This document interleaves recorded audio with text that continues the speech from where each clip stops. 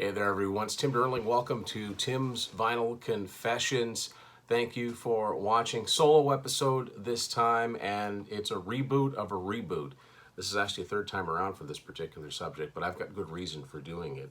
This is another episode where I go through my Journey 8-track collection, and the reason I'm going through it yet again for a third time, this should be the definitive one.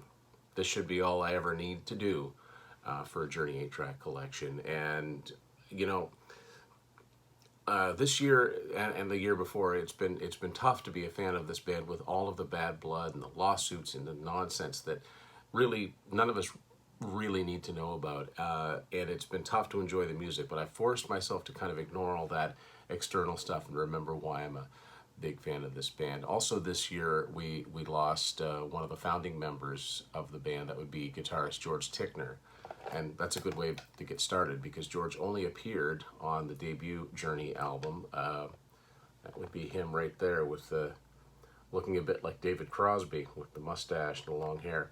But yeah, 1975, this is the debut Journey album on Columbia. Not the easiest one to find, but definitely not the hardest to find. Talked many times about how I'm a big fan of this early work, particularly this album. This is my favorite of the first three, but I like them all. The second one, 1976, is Look Into the Future. This is a U.S. Columbia one. The first one was too. It's just by this time I don't think they were using the red molds. The only one I have that's Canadian, and it's particularly interesting that it is the only Canadian one because the first three are so obscure, and this one is in such good shape. This is Next from 1977 on this nice, smooth label. And this is obviously a Canadian one. Looks way different than the US ones. Still on Columbia, of course. 1978, enter Steve Perry for Infinity. First of the Stanley Mouse artwork, breathtaking artwork. Even on 8-track, it looks cool. This cart is a bit beat up. Really beat up. It almost looks like it might have had some water damage on the end here. Next one is a type of CBS card. I've only got a few of. I've got an REO Speedwagon one that looks like this too. This is Evolution from 1979. Now, other than the fact it's got the personalized logo here, it doesn't look all that different than a CBS cassette or CBS 8-track would look. But if you compare, for example, Infinity to it, you may see what the difference is. The difference is that on this type, there's one label that continuously wraps around. Just a variant. You know, you can find ones that look like this, where the label's in two pieces, but this just happened to be the one that I found online.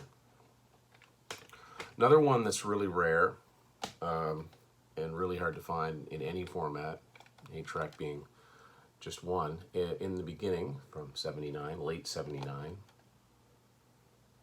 So much so that I don't even mind that somebody with the initials DR wrote their initials on here. And something else that has been crossed off, looks like a purple marker, and they underlined Journey. I wonder if they bought this thinking that it sounded like Infinity and Evolution and be like, it's not Steve Perry on here, I don't want this. But anyway. Because it's a double album, it actually physically feels heavier. There's twice as much tape inside of this. Next up, I love all of the Journey artwork. This might be one of my favorite covers for Departure. I love the colors. I love all of this. I just think it looks excellent. Another US one. 1980, and this one is Okay. It says right there. Again, I'm guessing this is a little bit of water damage. One I've had for quite a long time. In my book Unspooled, I talk about my friend Chad bringing a garbage bag full of 8-tracks that someone had brought to the bottle exchange where he worked, and this was one of the ones that popped out. This is Captured, the live album. Again, another heavy tape, like twice the amount of tape as regular. See there in the corner, that's the serial number. Did they do that with Departure? Yes, they did. Yes, they did. Just the Columbia serial number. They did that in Should have checked that first. I guess they did do that for most. Did they do that with Evolution? No, they didn't. Okay. Anyway, so there you go. This is the first one with a barcode on it. Scan that right into Discogs using the barcode, and I've never seen one yet that didn't work, that didn't bring up the 8-track version. Of course, the one that started it all off for me, and at the time I bought it, it was less than 10 years old, Escape from 1981, my very first 8-track when I started collecting them. And at the time I started collecting them, I paid $1 for this, so there was no resale value in these things. Nobody had any idea that these would be collectible years to come. This one also has barcode on it, and serial number here. Now that's all of the Journey retail ones. Next, from here on in, we are strictly Columbia House, strictly RCO territory. This one is not that hard to find comparatively. Might cost you $50, $60. And my personal favorite Journey album, Frontiers from '83. Blue, it just so happens the colors, the covers got blue in it, but the blue square around it, that was mostly standard for Columbia House cards. A little beat up, but really not in that bad shape. And again, because Columbia House is owned by CBS, it doesn't look all that different. If they were still making 8-tracks to sell in stores, about the only thing that would be different is you wouldn't have the blue rim around this, and it wouldn't say CRC up here. Other than that, that's what it would have looked like. So now as we, as you know, there was a gap, 3-year gap when Steve Perry did his thing, Street Talk. I've talked about that before, but so I don't think I need to show that one again. I have the Street Talk 8-track as well. So it's 1986 before the time, before the next Journey album comes out. And here it is on 8-track, Raised on Radio. And this is when they weren't using the blue rim around the cover. Although in this case, I think it probably would have looked pretty good because there's a lot of blue in this cover as well.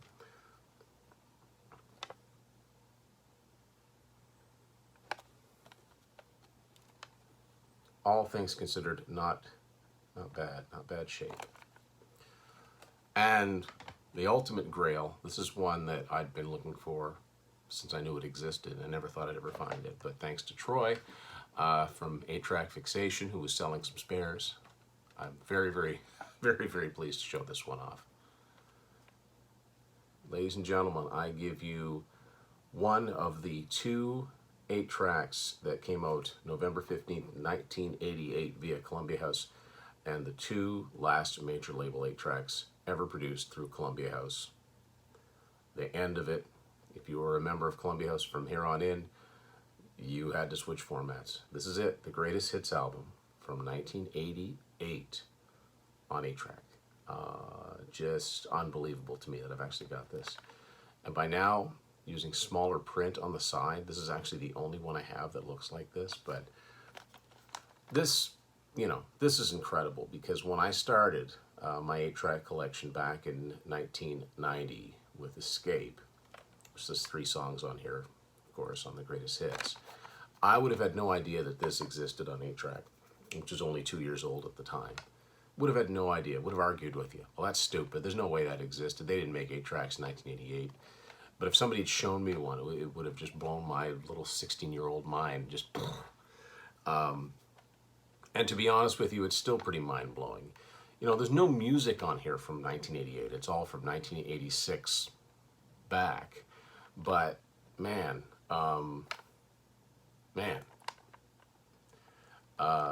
unbelievable. Unbelievable. It's unbelievable to me that they went this far. Why did they stop in 88? I don't know. I've speculated about it, that it was just having 4 different formats to manufacture for. I don't know. But there you go. That's, other than, songs that appeared on soundtracks and members of the bands appearing on other albums, that's all the Journey 8-tracks. That's all the Journey albums on 8-track. You can find variants of them, but you won't find anything different. I don't think Dream After Dream exists on 8-track, for example. I suppose it could, but as of now, I've never seen any evidence of it. This is it right here. You know, I feel pretty confident about that. So there you go. The Journey collection as it exists on 8-track, which, you know, if you go and see them in concert, all the songs you're going to hear are probably from all of these albums. So anyway, I want to thank everybody for watching, and don't forget, if you want to get your Tim's Vinyl Confessions merchandise, whether it is t-shirts or hoodies or baseball shirts or tapestries, stickers, pins, coffee mugs, variety of designs, you can check them all out at tpublic.com. I'll have the link posted here in the description, but it's just tpublic.com. You can either search for TVC or Tim's Vinyl Confessions, or if you really want to just type out the whole thing, it's not that difficult. It's tpublic.com/user/Tim's Vinyl Confessions. All one word. Thanks to everybody that has supported, and thanks to everybody that supports the channel and does the comments and the likes and the shares. I really appreciate it, and thanks once again for watching Tim's Vinyl Confessions. See you later.